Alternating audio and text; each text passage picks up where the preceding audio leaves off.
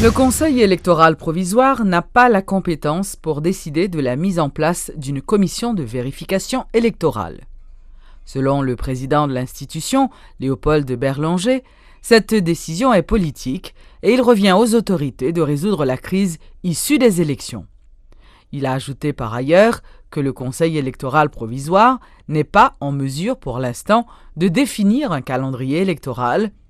Cependant, le CEP a élaboré un plan d'action contenant 4 grands points, comprenant, par exemple, l'analyse des élections municipales. Qui va mettre sur pied cette commission de vérification électorale souhaitée par certains acteurs politiques et membres de la société civile? En tout cas, ce n'est pas le Conseil électoral provisoire. Léopold Berlanger est clair sur la question, ce n'est pas dans les attributions du CEP. La décision de revenir sur les récentes élections est politique, a martelé le président du Conseil. En tant que Conseil électoral, nous n'avons pas gagné ni pour nous dire que nous voulons commission, ni pour nous choisir entre quand nous voulons ou pas.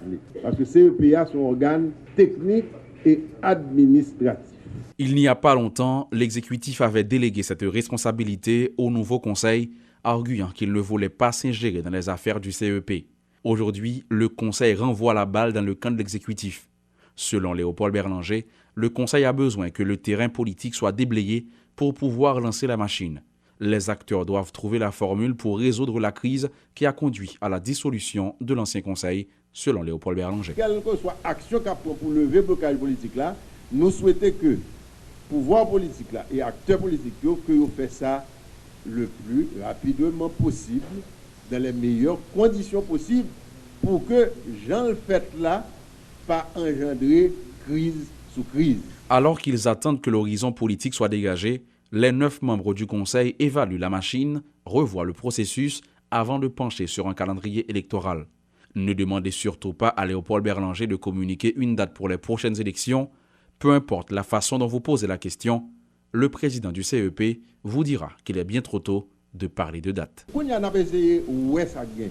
Ensuite, pour analyser ça gagne, ensuite pour nous arriver à un diagnostic, une décision pour nous dire mais ça n'est pas pour nous faire. Donc nous certainement pas là. Le nous paraît à ce moment-là, n'a dit qui ça. Ouais, qui ça n'est pour nous faire et eh bien là ça on a passé la question de qui le date élection. À ce compte, le CEP et l'exécutif ne sont pas loin de former un duo comparable à Léo Messi et Suarez à se passer et repasser la balle de la commission de vérification. Entre-temps, le Conseil a élaboré un plan d'action en 4 grands points. Certains y voient déjà un signe que les prochaines élections ne sont pas pour demain.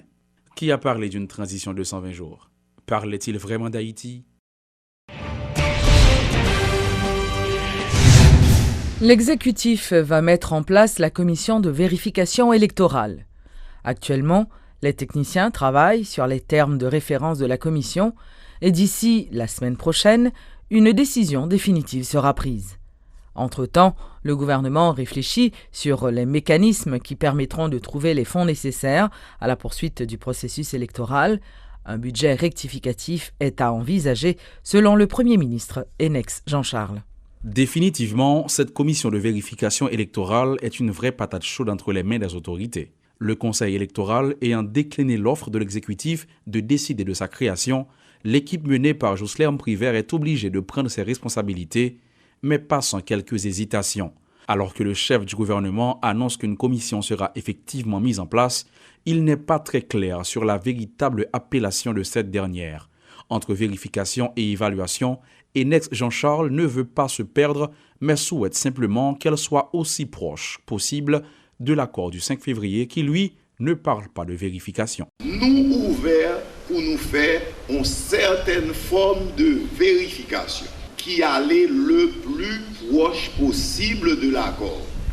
Et à ce moment-là, pour nous gagner garantie que quelle que soit orientation n'a prend une orientation pour nous pas léser intérêt d'aucun acteur de la crise. De son côté, le président Jocelyn Privert se lance dans un exercice plutôt difficile pour tenter de justifier la création d'une commission de vérification. Le chef de l'État parle de rétablissement de la confiance et d'un climat approprié pour la tenue des prochaines joutes. Les préparatifs vont bon train en vue de la mise en place de cette structure, selon l'ancien sénateur devenu président. Les acteurs politiques qui avaient demandé cette commission, je les ai encore une fois rencontrés autour de cette commission. Certains ont déjà transmis à l'exécutif des projets ou propositions de thèmes de référence. Il nous reste qu'à consolider ces différents thèmes de référence pour arriver à un thème de référence qui répond aux appréhensions de l'ensemble des acteurs. Une commission pour définir l'avenir d'un processus électoral démarré en 2015 et qui a déjà épuisé 94% des fonds destinés à sa réalisation. Aujourd'hui, le gouvernement est indécis sur les mécanismes qui seront mis en place pour trouver les financements nécessaires à l'aboutissement de ce processus. Un budget rectificatif est prévu dans les prochains jours, indique le Premier ministre Enex Jean-Charles. À partir du budget rectificatif, là, on a identifié très clairement moyens pour que nous poursuivions le processus électoral. Là. Si nous jouons promesse de la part des amis, nous, dans le budget rectificatif, là, nous prévoyons une contribution. Si nous ne pas jouons, nous sommes obligés de supporter au niveau budget rectificatif, là, toute organisation. Élection, un mot qui a le don de bouleverser l'actualité et de faire passer au second plan tous les autres sujets. Presque 2 ans qu'Haïti est en mode électoral et l'aboutissement n'est peut-être pas pour demain, alors que les conséquences sur le bon fonctionnement du pays ne sont pas négligeables.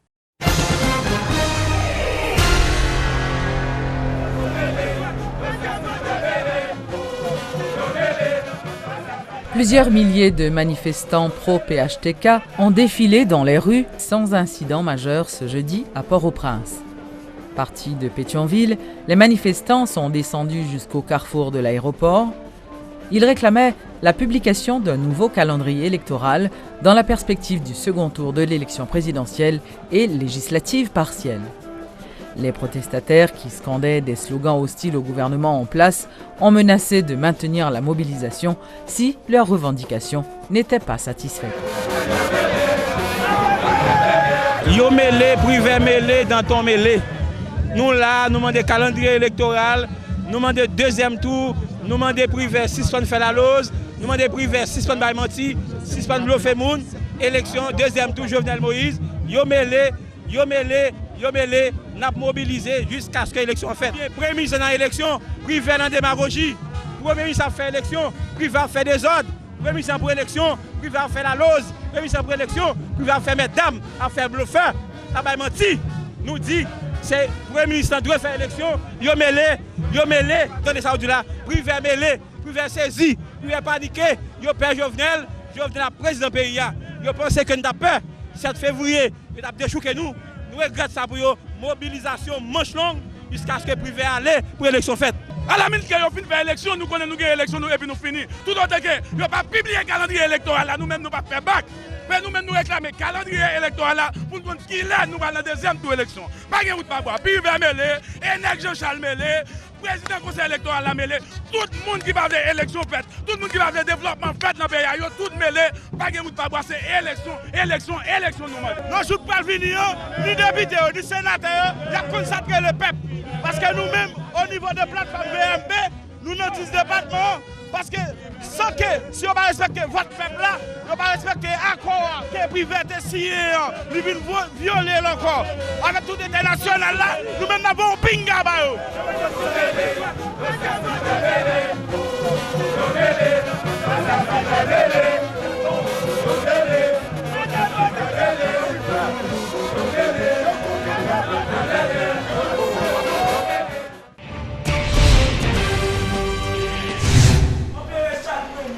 Le candidat à la présidence de la plateforme Petite des Salines, Moïse Jean-Charles, a applaudi ce jeudi la décision de l'exécutif de mettre sur pied une commission de vérification électorale. Il a formulé le vœu que les termes de référence de cette commission soient définis en accord avec les partis politiques concernés. Moïse Jean-Charles a aussi conseillé au président Privert de s'ouvrir au dialogue pour garantir un aboutissement heureux du travail de cette commission. Nous battons bravo à demi. Attendez bien, oui. Nous battons bravo à demi. Nous battons bravo à demi pour qui ça nous pas capable battre bravo. Dans toute intégralité question, hein? C'est parce que nous connaissons qui moun qui parle dans la commission président privé à parler. Il faut connaître qui moun qui parle là-dedans. Deuxièmement, thème de référence là, nous ne pouvons pas connaître qui ça le parle exactement.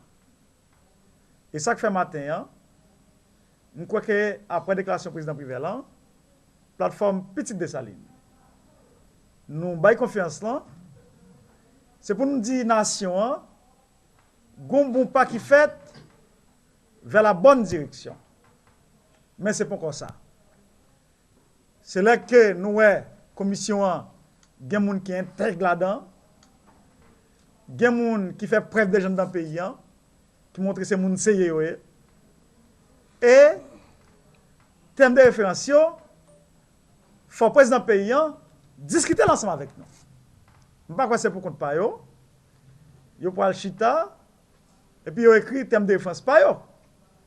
Ça, nous même plateforme Petite Dessalines, nous très souciés de ça.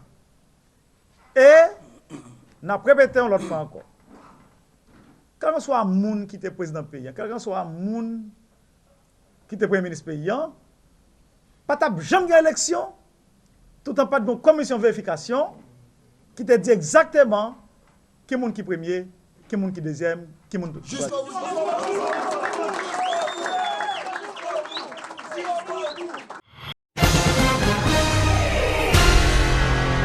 Le parti haïtien Tête-Calais et ses alliés est préoccupé par la mise en place de la commission de vérification électorale envisagée par le président provisoire Jocelyn Privert. Les responsables du parti ont présenté cette initiative comme une démarche visant à écarter le candidat Jovenel Moïse de la course électorale. Le président Privert a deux objectifs.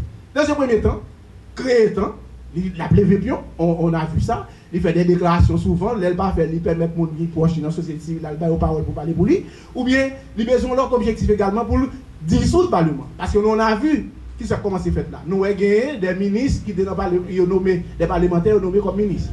Donc l'objectif c'est quoi? Rendre dysfonctionnel le Sénat de la République, de telle sorte que les chambres de députés à leur vacances ne sont pas retourner dans le Parlement.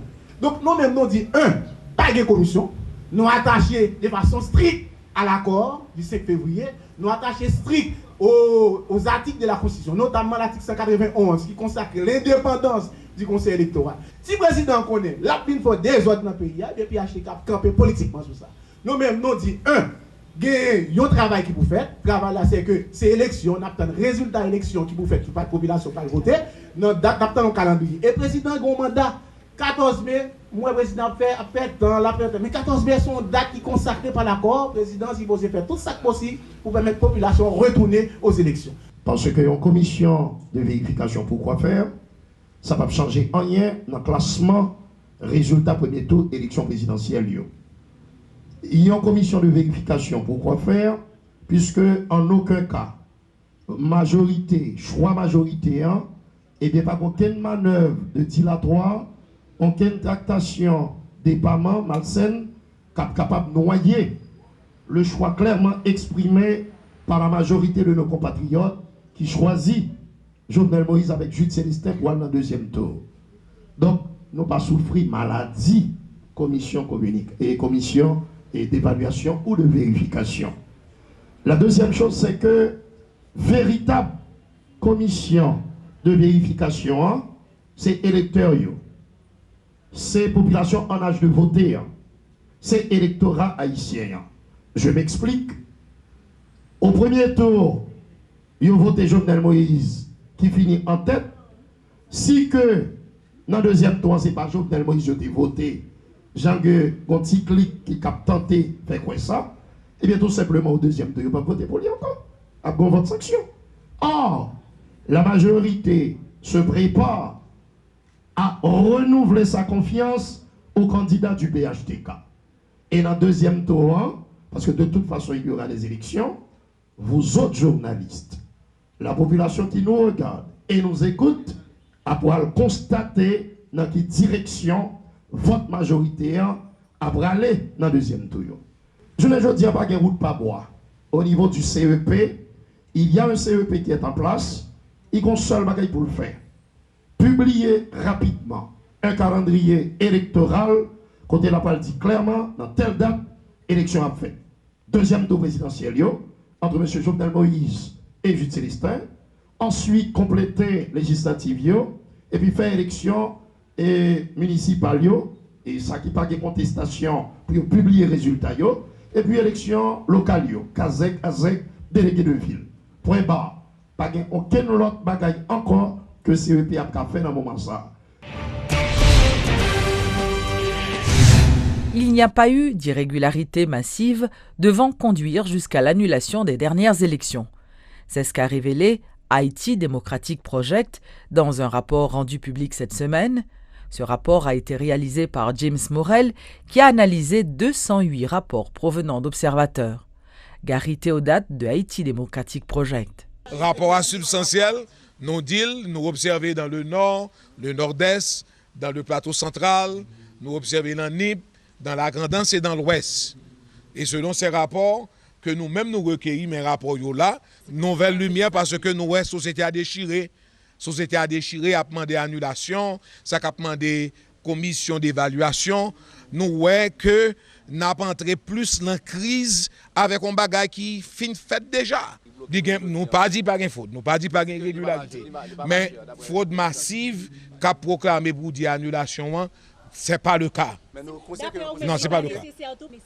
Mais nous avons une commission d'évaluation déjà qui font travail. Et ils présentent un travail et basé sur le travail, ça me croit, opposition, les leaders de la société civile, t'es tombé d'accord sur lui. Moi, je crois que c'est normal que nous chita, que nous apprenons pour nous capables d'accepter, respecter son institution fait.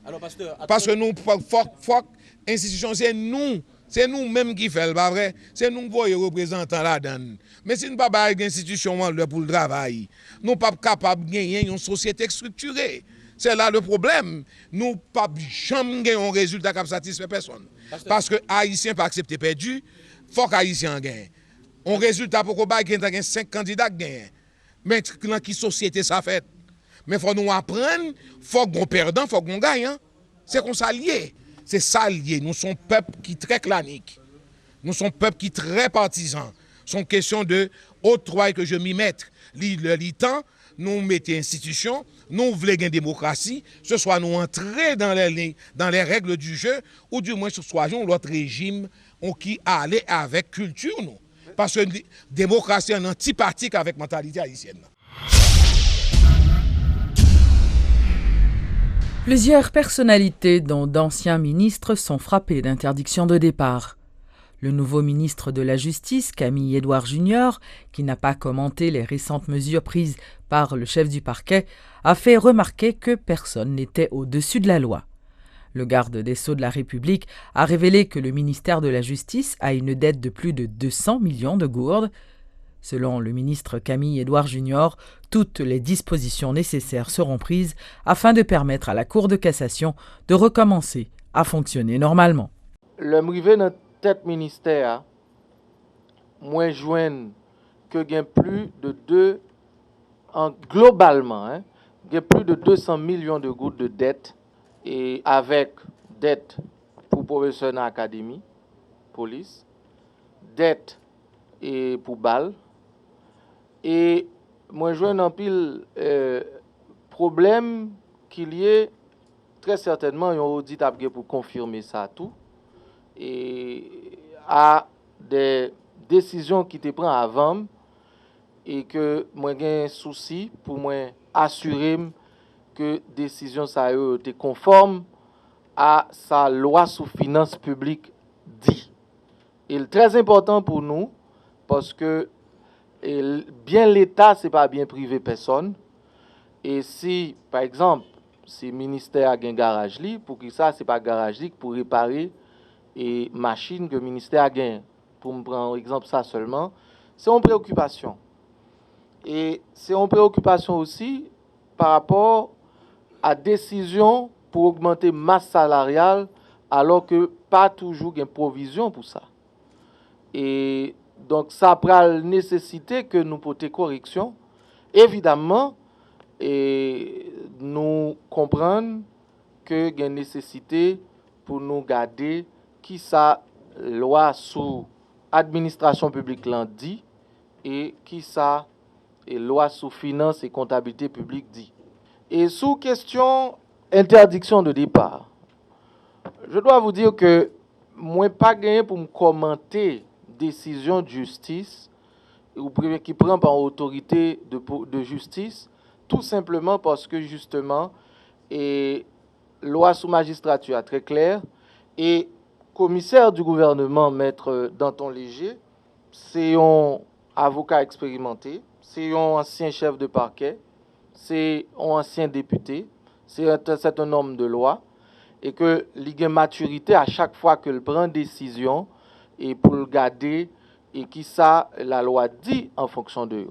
Évidemment, moi de rappeler que personne ne va au-dessus de la loi et que si il y a des procédures qui sont enclenchées, c'est sûr que il y a pour responsabilité pour lui assurer que lui fait ça la loi demande pour le faire à chaque fois que il y a un cas qui soumet à appréciation. Évidemment, moi pas capable de faire commentaire sur une procédure en cours ou bien une décision que un juge ou bien un commissaire prend en cadre une action qui a mené ou bien une instruction qui a mené. Maître Danton Léger est le nouveau commissaire du gouvernement de Port-au-Prince. Le chef du parquet, qui veut faire de la lutte contre la détention préventive prolongée son cheval de bataille, a annoncé l'organisation d'assises à l'intérieur même des prisons. La justice, c'est là où du juste et du bien. Pas aucun pays dans le monde là, côté que les prisonniers sont bêtes liés. Qui j'en comprenne? Pour une pénitentiaire nationale qui gagne plus passé 4500 détenus, pour 500 seulement condamnés et restent. Alors que les gens qui bandits, criminels, qui volent, bien bel costume, bel vidéos sur marcher dans la rue, ils sont libres, ils ne sont pas inquiétés. Il y a arrêt de bain contre eux, il y a mandat contre eux. Pour une raison ou pour l'autre, ils sont même libres dans la rue. Pourtant, il y a un pile de malheureuses qui ont 2-3 ans là, qui sont en prison pour que les gens passent devant le juge naturel. Il y a un pile parmi eux là tout, qui ont fini de purger peine, ils ont 2-3 ans, 4 ans, 5 ans, ils sont encore incarcérés. Puisque pour nous autres parquetiers, c'est la liberté qui est la règle, pendant que l'emprisonnement c'est l'exception, et bien nous venons là pour nous enquérir nous de gens détenus qui vivent et que les gens qui sont en détention préventive prolongée pour nous venir juger et ça qui n'a pas aucun dossier fondé pour nous libérer sur l'heure, ça pour condamner, à condamner. 16 ans après le décès du journaliste Jean-Dominique, le dossier est encore en attente de jugement, la Cour de cassation étant incomplète. Guilherme Sedelva, de SOS Journaliste, demande aux autorités concernées de jouer leur partition afin de faire avancer la justice. Le fonctionnement du système judiciaire haïtien a beaucoup de faiblesses, selon le professeur Wisner Emmanuel. Depuis 2 ans là, moi-même, je suis monté descendre dans la Cour de cassation et pour nous équiper le dossier, je suis sur le dossier en état pour recevoir jugement. Ça fait bon temps, il y a un état pour recevoir jugement, c'est-à-dire qu'il passe toute étape déjà. Ça seulement traité pour faire, c'est pour juger, nous réunir et puis il dit d'accord, il est d'accord pour que le dossier a transféré le cours d'appel en province, ou bien il dit il rejeté demande en récusation Milan où il y a là il dit cours d'appel pour le prince, mais continuer à faire enquête. Et ça seulement que vous le dire. Kounia là, maître juge quand dit, c'est parce qu'il y a 2 juges dans la Cour de cassation qui refusaient de travailler sur le dossier. Ils disent même pas dans le dossier, ils ne peuvent pas travailler sur le dossier, ils ne peuvent pas prononcer sur ça. Ils ne peuvent pas mais ils disent que c'est 2 juges, parce que c'est 6 juges qui Kounia là en exercice. C'est 6 juges seulement, donc toute Cour de cassation n'est pas complète. Donc on a besoin de 5 juges, au moins pour une composition qui est capable de travailler sur le dossier. Vous avez 5. Donc, il y a 6 2 qui disent même, il n'y a pas d'affaire Jean-Dominique, il n'y a pas de travail sur le César. Donc, on y a là au bloqué. Ou pas qu'il y ait 5 juges qui vous forment une composition qui vous travaillent sur le César Jean-Dominique. Donc, nous-mêmes, ça n'a pas demandé là, c'est que le président primaire et Sénat République, ensemble avec CSPJ, c'est pour rapidement compléter la Cour de cassation pour permettre que un juge qui a entendu non seulement le dossier Jean-Dominique, mais un pilote dossier qui est en souffrance dans la Cour de cassation, justement parce que pas un juge qui peut travailler sur eux. Quand nous saisissons ce qu'on appelle le rôle des institutions, l'état de droit, mais pour appliquer l'état de droit qui cite sous la loi, sur la justice, il faut des institutions. Et pour faire fonctionner les institutions, il faut des hommes, non seulement imbus de la science, mais nous connaissons que science sans conscience est que ruine de l'âme. Donc, nous avons besoin, il y a une science là. Tout étranger qui a venu, qui a voulu faire conférence, qui a voulu faire séminaire pour avocats, avocats non plus fort passer. Juge plus fort passer. Juge connaît à travers l'histoire. Nous avons fait le procès de la consolidation. Nous avons des magistrats éminents qui manifestent, qui montrent, mais ça doit et qui appliquent le droit. Le système était plus fort, la corruption était plus fort. Les gens qui étaient jugés dans le procès, ils ont vu le président d'Haïti. Donc c'est là que le bas blesse. Mais quand même, coûte que coûte, que il y a des difficultés, il faut toujours des hommes pour faire la différence, pour être des références, pour être des modèles. Pour la Journée internationale de la santé, ce 7 avril, l'OMS et la FADIMAC ont déployé plus d'efforts dans la prévention du diabète en Haïti en vue d'éviter les complications de cette maladie. Selon le directeur exécutif de la FADIMAC, le Dr Nancy Larco, la prévention du diabète chez les adultes peut aider à 80% la diminution du nombre de malades. Pour sa part, le représentant de l'OMS en Haïti, le Dr Jean-Luc Poncelet, a expliqué que l'Organisation mondiale de la santé a longtemps apporté son soutien au ministère de la Santé publique dans la facilitation de la connaissance de la maladie et aussi à l'approvisionnement des médicaments. Restez en super forme, soyez plus fort que le diabète. C'est autour de ce thème qu'ont lieu les célébrations de la Journée mondiale de la santé cette année. En effet, l'OMS veut tirer la sonnette d'alarme sur la nécessité d'intensifier la prévention de cette maladie et la diffuser de son traitement. Et comme prévention, rien de tel que de l'exercice. Selon le représentant de l'Organisation mondiale de la santé en Haïti, Jean-Luc Poncelet, qui encourage la population à faire 30 minutes d'exercice par jour afin de lutter efficacement contre le diabète. Il faut donc inscrire la prévention du diabète dans une politique de long terme. C'est seulement par ce cadre-là que nous arriverons. Il faut créer une commission multisectorielle afin que l'ensemble des ministères puissent créer un environnement législatif, un environnement avec des décrets qui permettraient de créer cet environnement pour arrêter cette augmentation d'une maladie qui est probablement encore à craindre en Haïti pour son augmentation qu'il risque d'avoir.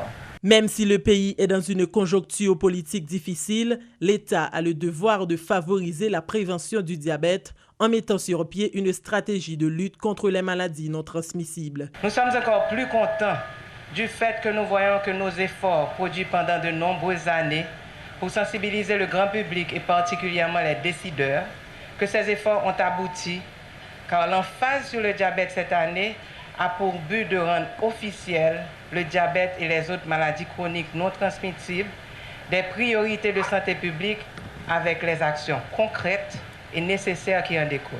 Le diabète est une maladie qui représente un fardeau inestimable pour notre société et il participe à augmenter la pauvreté dans notre pays. La mise sur place d'une commission nationale intersectorielle de lutte contre les maladies non transmissibles.